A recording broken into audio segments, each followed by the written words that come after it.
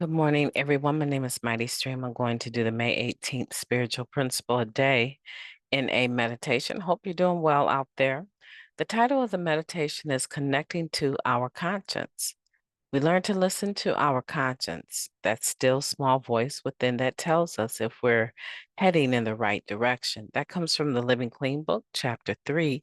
Spirituality is practical.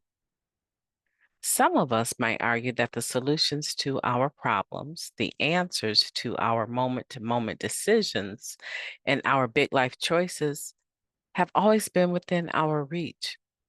We just haven't been listening to our conscience.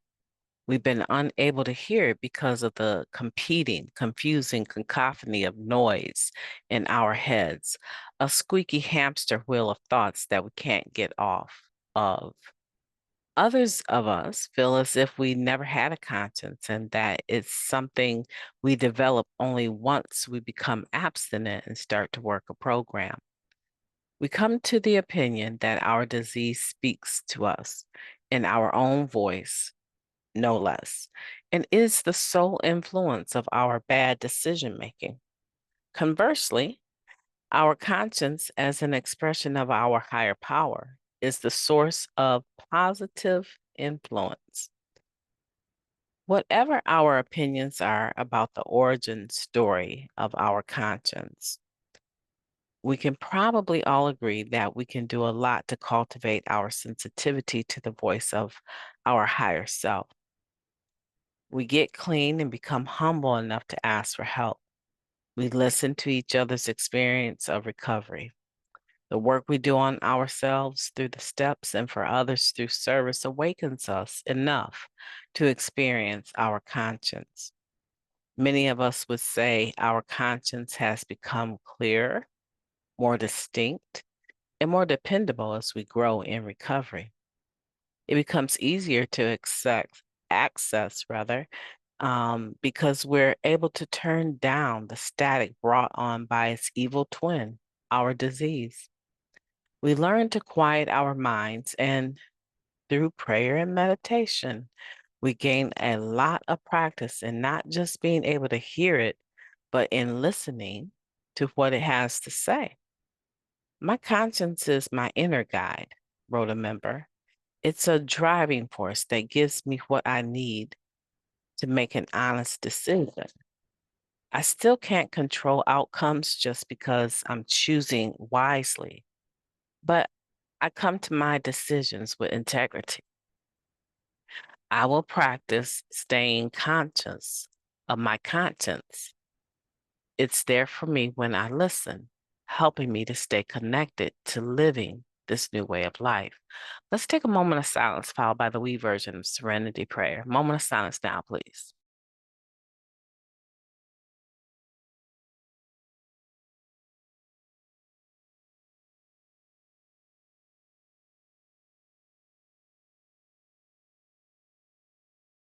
God, grant us the serenity to accept the things we cannot change, the courage to change the things that we can, and the wisdom to know the difference just for today, please, and thank you.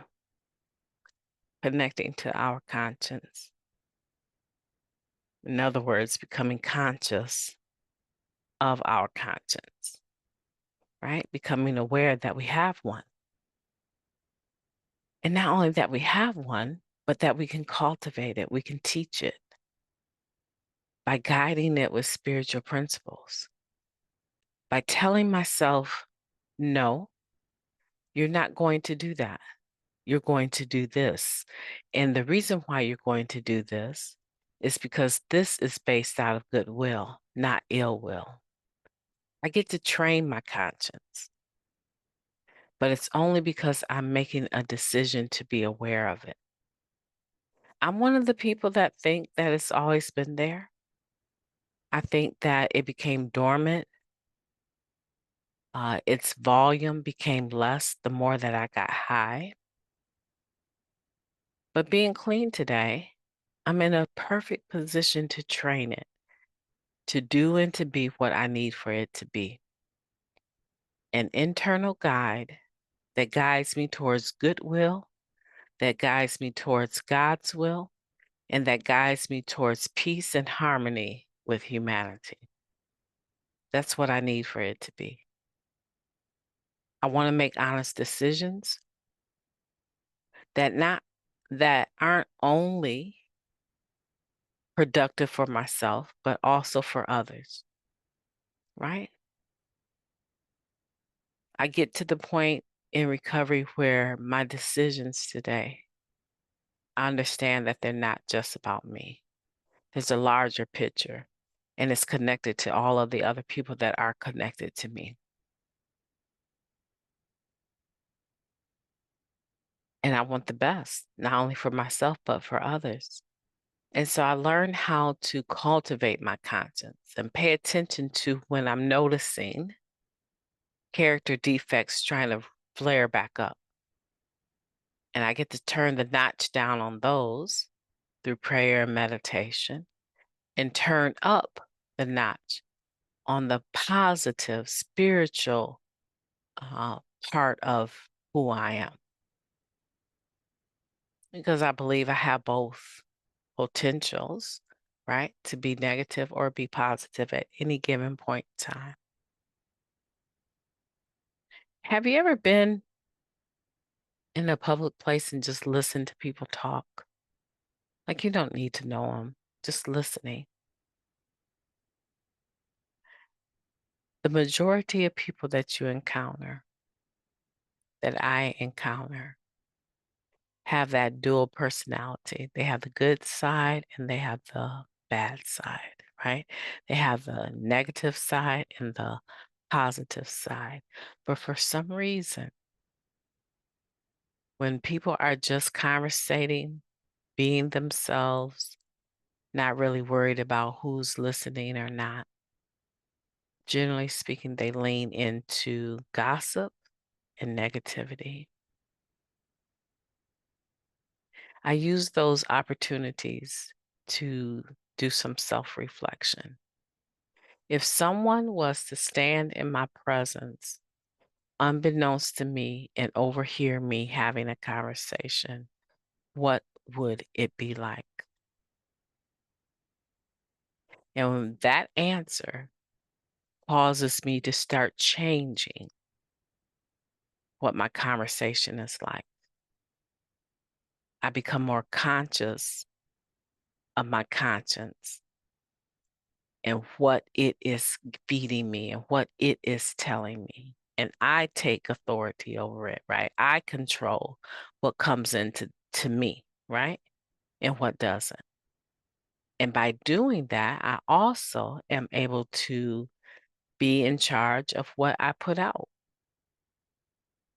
All it takes is being conscious of your conscience and being willing to train it towards goodwill instead of ill will. And sometimes what that means is resurrendering to the God of my understanding. This character defect, this shortcoming is right there, and I do not want to participate in its demands today. I want to be completely free. I want you to be free too. I want you to start practicing staying conscious of your conscience and realize that it's there for you to help you, but you have to go beyond just acknowledging that it's there. You need to listen to it and allow it to guide you. And the more you do it, the more second nature I believe it will become. My name is May18SPADNA3. I've enjoyed talking to you today. I hope that you'll have a beautiful day on purpose.